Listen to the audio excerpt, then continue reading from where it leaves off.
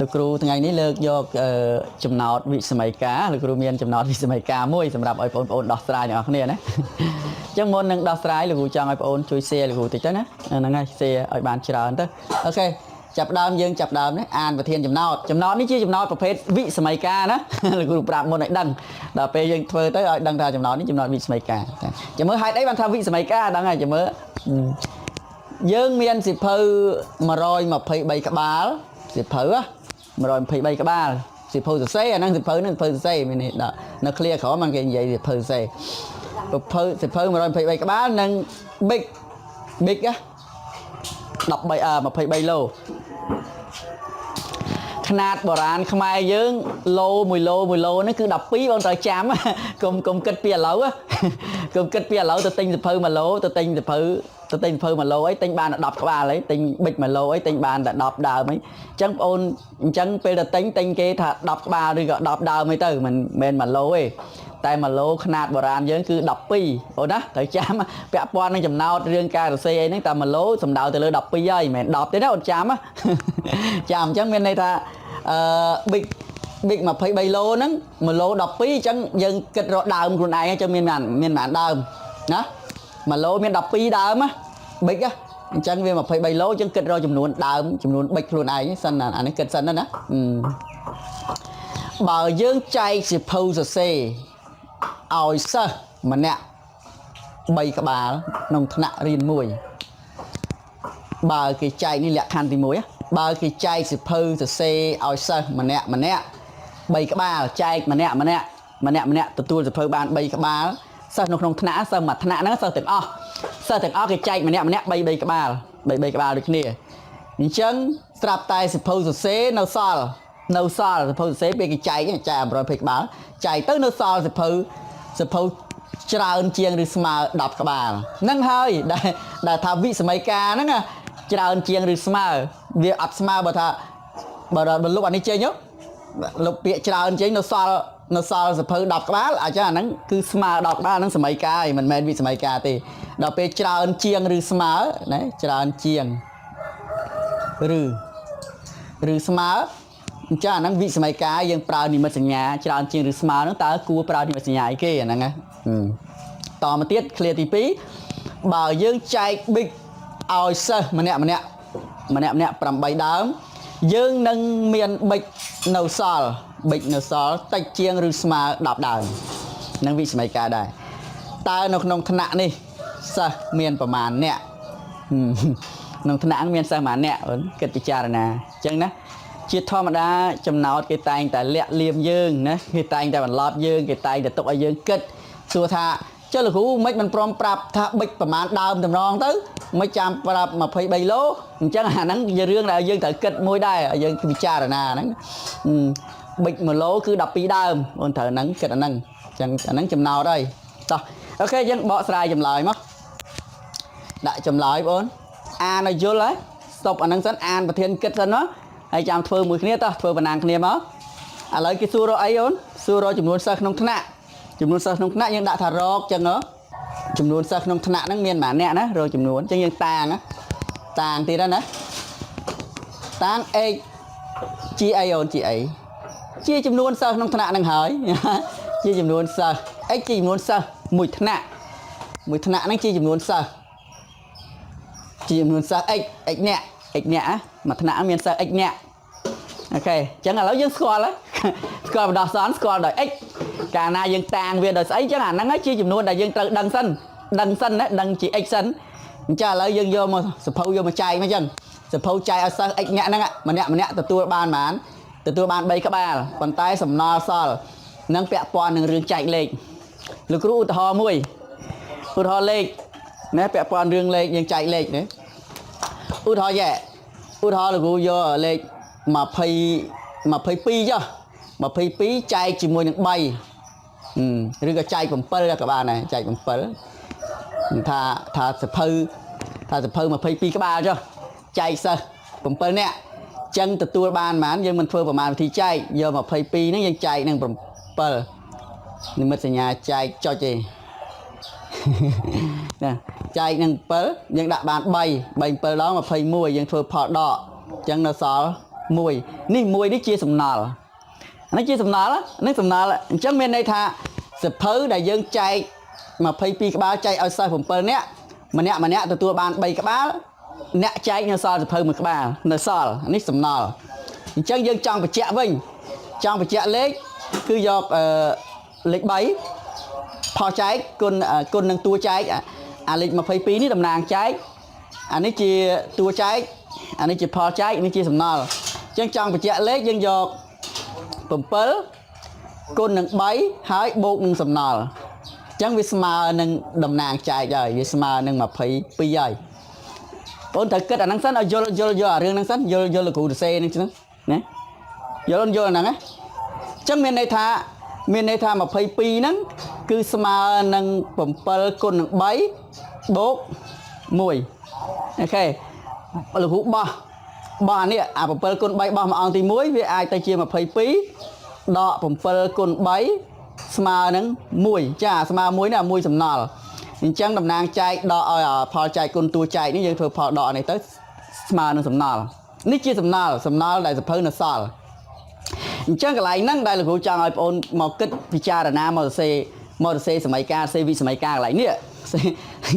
គិតអូនពិចារណាហ្នឹងសិនពិចារណាគិតកន្លែងហ្នឹងឲ្យយល់សិនមិនបានលោកគ្រូសរសេរបាន22ដក7គុណ3ស្មើ1មិនលោកគ្រូសរសេរអាហ្នឹងមានគំនិតអីគេ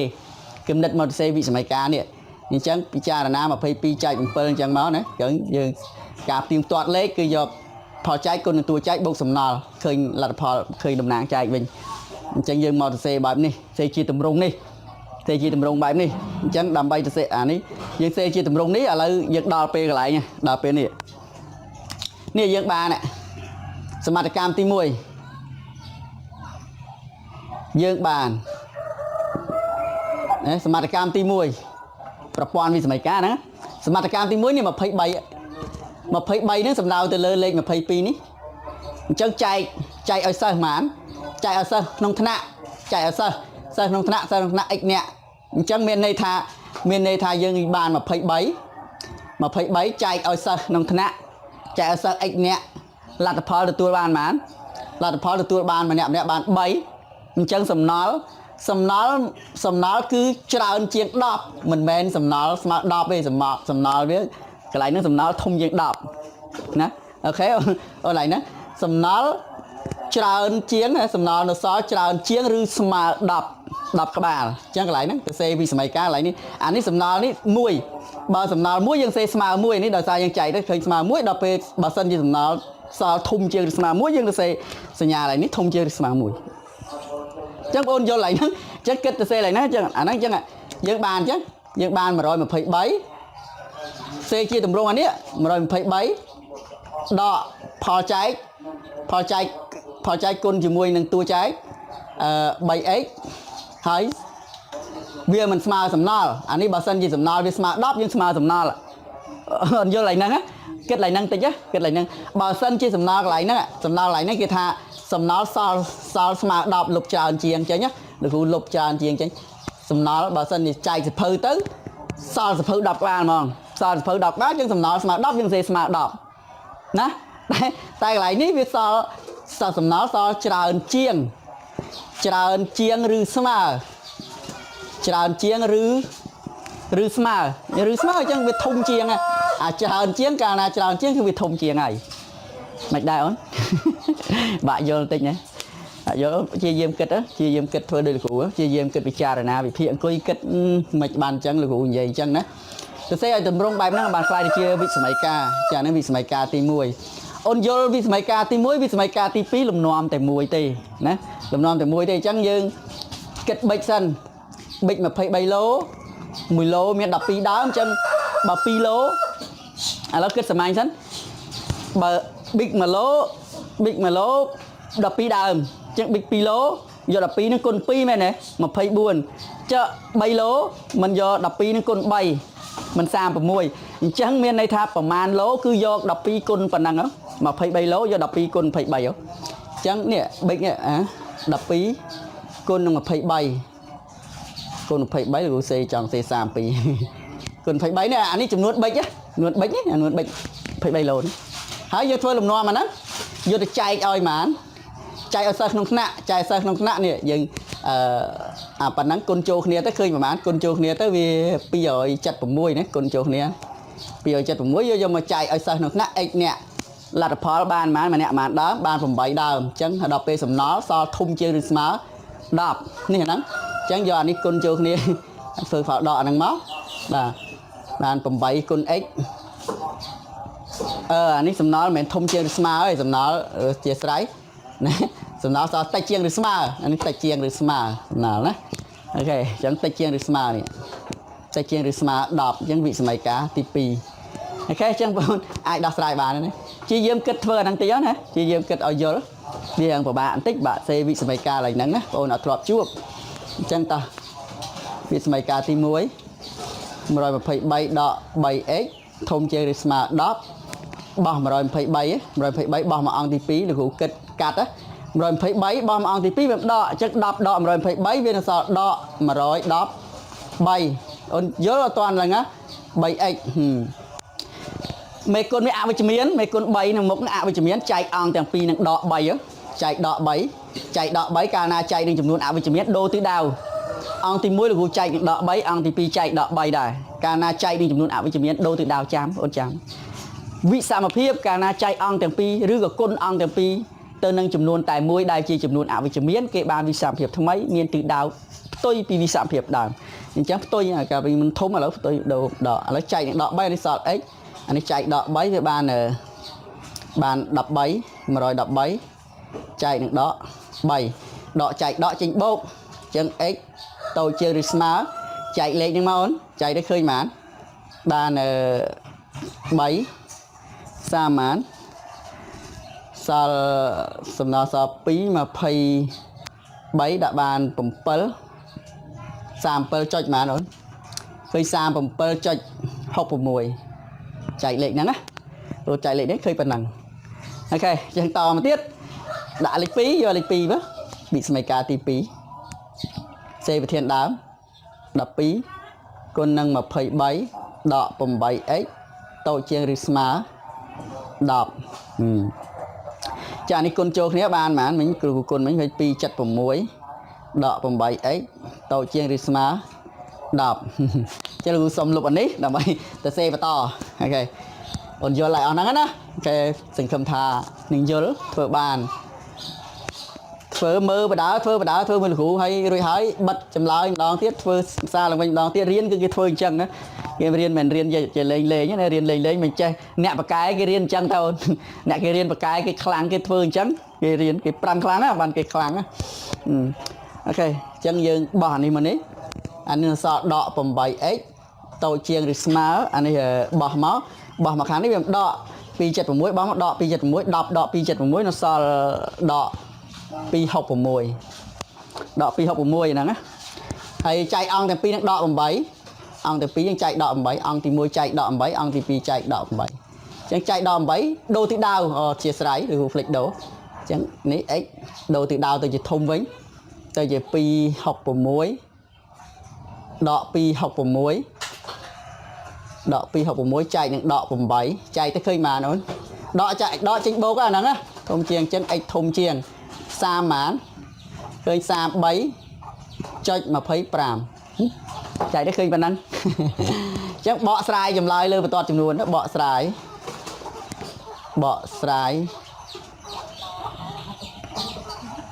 លើបន្ទាត់ចំនួន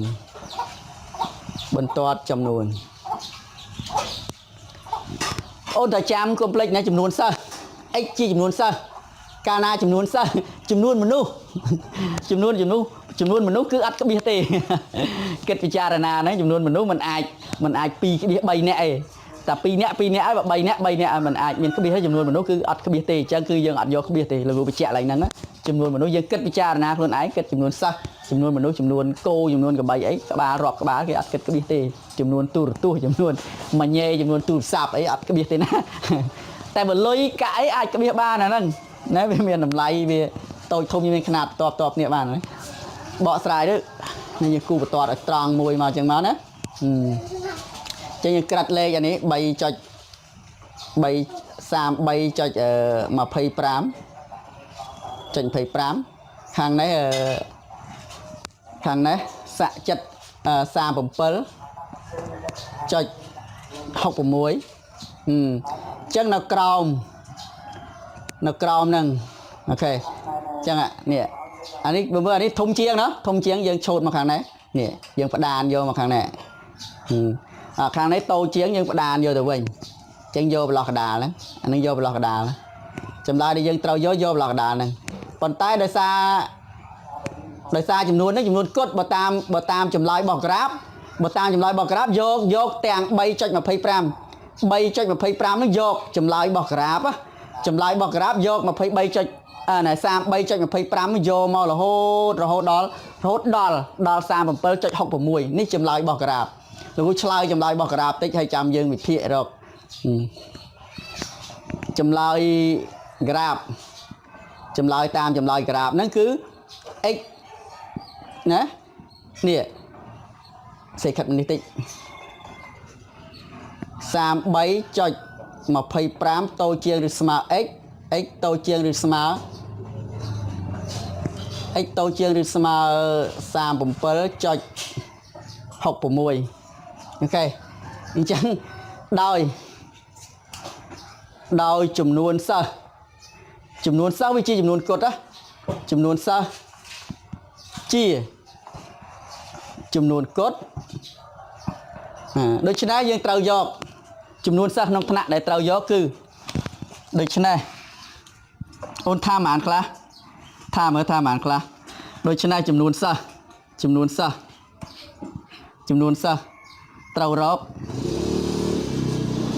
្រូវរកគឺសិស្សត្រូវរកគឺមើលក្នុងក្រាមចំនួនគត់វាមានចាប់ពីធំជាង33វា34ណា34ហើយបាន35ហើយបាន36ហើយបាន37អញ្ចឹងណាចឹងចំនួនសិស្សដែលត្រូវរកគឺសិស្សក្នុងថ្នាក់ហ្នឹងអាចមាន34នាក់អាចមាន34នាក់អាចមាន35នាក់36នាក់ឬ37នាក់នឹងចម្លើយវាមានច្រើនមាន4កម្រិត4យ៉ាងអញ្ចឹងសិស្ស34នាក់ក៏ត្រូវ35នាក់ក៏ជាចម្លើយក៏ជាត្រូវ36នាក់ក៏បាន37នាក់ក៏បានប៉ុន្តែបានតែប៉ុណ្្នឹងណាអាក្រៅពីហ្នឹងអត់បានទេយក38នាក់អត់ត្រូវទេ33នាក់យកទៅព្រៀងទាត់ក៏មិនត្រូវដែរអូខេអញ្ចឹងមានប៉ុណ្្នឹងណាអូនមានបញ្ហាអីចម្ងល់អី comment សួរលោកគ្រូមកហើយកុំភ្លេចព្យាយាមធ្វើឡើងវិញណាចំណោទនឹងព្យាយាមធ្វើឡើងវិញវារៀងពិបាកបន្តិចពិបាកពាក់ព័ន្ធនឹងសរសេរវិសម័យការហ្នឹងអាកន្លែងចែកមានសំណល់មានអីហ្នឹងណាអូខេលោកគ្រូគិតថាបងអូនប្រហែលជាអាចពិបាកប៉ុន្តែសង្ឃឹមថាបងអូននឹងព្យាយាមធ្វើឲ្យចេះណាធ្វើឲ្យងាយស្រួលឡើងអូខេសុខសប្បាយទាំងអស់គ្នាជួបគ្នានៅវីដេអូក្រោយណា